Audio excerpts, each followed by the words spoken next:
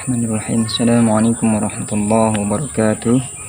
Alhamdulillah wa syukrulillah wa la hawla wa la quwwata illa billah. Assalatu wassalamu ala rasulillah wa ala alihi wa sahbihi wa mawala amma ba'du. Teman-teman beriman dimanapun berada, mudah-mudahan selalu dalam naungan dan lindungan serta rahmat Allah Subhanahu wa taala. Pada kesempatan kali ini kita akan lanjutkan materi tentang mahfudhah,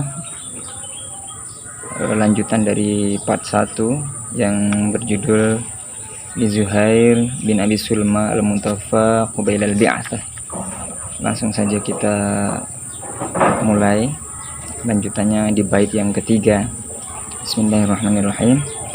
Wa mahma takun 'inda mri'in min khaliqatin wa in khalaha takhfa 'alan nasi tu'lam.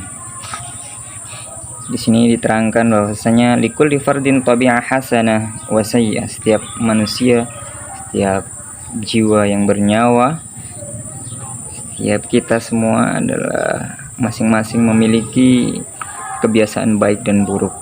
Wa kullu fardin yas'a bi ikhfa'i tabi'atihi sayyi'ah. Dan setiap kita juga senantiasa selalu berusaha untuk menutupi kebiasaan-kebiasaan buruk kita, ya, menutupi kebiasaan-kebiasaan buruk masing-masing. Hatta ya'taqida anna ghairahu la ya'rifu, sampai kita betul-betul merasa aman dan yakin bahwasanya apa yang kita perbuat dari keburukan-keburukan, kemaksiatan-kemaksiatan itu tidak seorang pun yang tahu. Jadi kita merasa aman, bahkan akan merasa nyaman. Setelah aman pasti nyaman dengan itu dan tidak bisa hilang-hilang nanti ya. Bahayanya seperti itu. Kalau sudah merasa aman dari pandangan manusia. Sedangkan di pandangan Allah, mana ada kita tidak terpantau? Pasti selalu terpantau. Walakinnal haqiqah anna tilka tabi'ah as-sayyi'ah allati dhannaha la tu'raf qad 'arafa ghairuhu. Dan sebenarnya kebiasaan buruk yang selalu kita lakukan secara sembunyi-sembunyi di belakang manusia itu secara tidak langsung makin lama kita melakukan itu, maka akan tercium juga oleh manusia yang lain, oleh orang lain. Sepintar apapun kita menyembunyikan kebiasaan buruk, sesuatu yang merugikan diri sendiri bahkan orang lain, itu lama-kelamaan akan tercium oleh orang lain, ya. Sepandai-pandainya tupai melompat pasti akan jatuh jua. Sepandai-pandainya kita sebagai manusia menyembunyikan keburukan, kebiasaan buruk, maksiat, maka lama-kelamaan akan terbongkar juga. Karena bangkai tidak bisa disembunyikan, harus dibuang, cuci yang bersih, ya, seperti itu. Kemudian fahadhirit tabi'ah as-sayyi'ah au ibta'id ala su'il khuluq au tabi'ah as-sayyi'ah au sifat adz-dzalilah. Maka dari itu jauhilah perbuatan buruk, kebiasaan-kebiasaan buruk harus disingkirkan, harus kita kikis, ya. Kenapa? Karena itu akan merugikan. Bagaimana caranya menghilangkan kebiasaan buruk? Yaitu dengan senantiasa berusaha, terus-menerus ikhtiar kita untuk selalu berbuat baik, sehingga kebiasaan buruk akan dengan sendirinya mengendap di bawah dan tidak muncul. Yang muncul yang baik. Ada dua bibit. Kalau kita piara yang baik, maka kita akan memanen buahnya. Kalau kita piara hawa nafsunya, maka yang baik akan tidak bisa dipanen. Nah, itu dia. Di sela-sela kita bersembunyi dari pandangan manusia saat berbuat buruk, sebenarnya Allah kan melihat kita. Bagaimana bisa kita merasa aman dari pandangan manusia, sedangkan Allah benar-benar melihat kita saat bermaksiat. Kata Allah, amastahyaita ta'sini tukhfid dhanba an khalqi wa bil 'isyani ta'tini.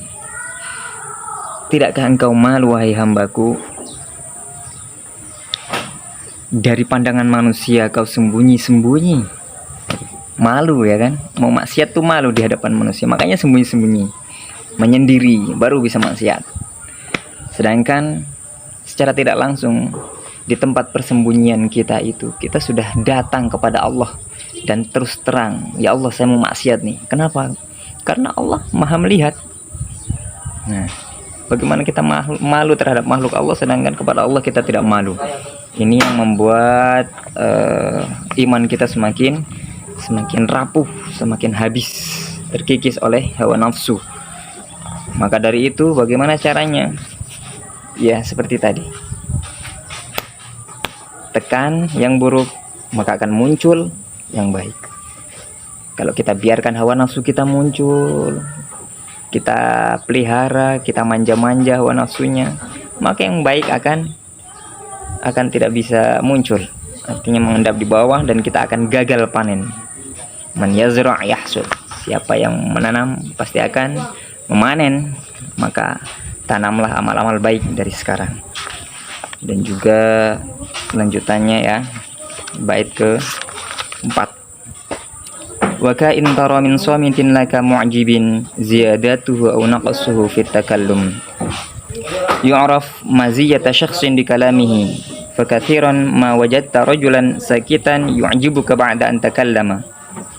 Nah, dari sini dikatakan bahwa kelebihan atau kekurangan seseorang itu bisa dilihat saat dia berbicara. Saat dia berbicara maka akan kelihatan, oh ini orangnya kurangnya di sini, kelebihannya di situ. Tetapi kalau orang yang diam, nah ini kebanyakan orang yang sebenarnya pendiam, ternyata ketika sekali berbicara itu membuat kita terkejut, banyak membuat kita terkejut. Kenapa?